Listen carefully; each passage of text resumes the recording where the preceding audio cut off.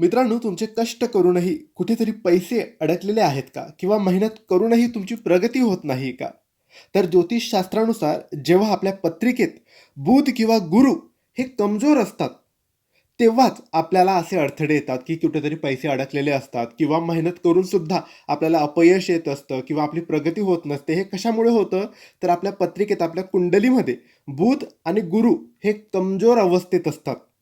आणि याचमुळे आपल्याला अडथळे आपल्या आयुष्यात येत असतात. मग यासाठी काय करावं? कोणता छोटा, सोपा, प्रभावी उपाय करावा? किंवा भरपूर लोकं सांगतात, की खूप मोठं तुम्हाला होम हवन, पूजापाठ किंवा शांती करावी लागेल. पण असं नसतं. स्वामींची सेवा करून किंवा छोटे-मोठे उपाय करून सुद्धा आपण यातून मुक्तता मिळवू शकतो. असाच एक उपाय आहे. जेव्हा आपले पैसे कुठेतरी अडकलेले असतात किंवा खूप मेहनत करून आपली प्रगती होत नसते आणि पत्रिका बघितल्यानंतर आपल्याला कळतं, की बुध आणि गुरु हे कमजोर अवस्थेत आहेत. तर मग तेव्हा काय करायचं?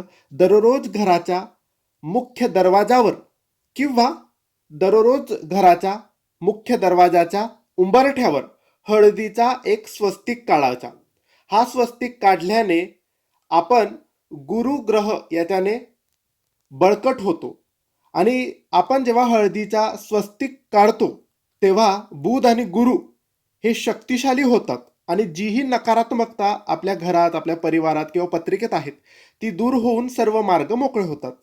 असे असंख्य उपाय आहेत वेगवेगळ्या पत्रिकेतील दोषांसाठी, बाधेसाठी, अडचणीसाठी. पण यासाठी व्यवस्थित पत्रिका तपासायला पाहिजे, की कोणता दोष आहे, कोणता ग्रह कमजोर अवस्थेत आहे किंवा कोणती बाधा आहे आणि त्यानुसार असे छोटे-मोठे उपाय किंवा स्वामींची सेवा करून आपण यातून बाहेर पडू शकतो. यासाठीच तुमची पत्रिका तुम्ही नीट तपासून पहा. यासाठीच दिलेल्या WhatsApp नंबरवर मेसेज करा. आम्ही तुम्हाला सविस्तर मार्गदर्शन करू. तुमची पत्रिका बघू आणि तुम्हाला योग्य उपाय सांगू.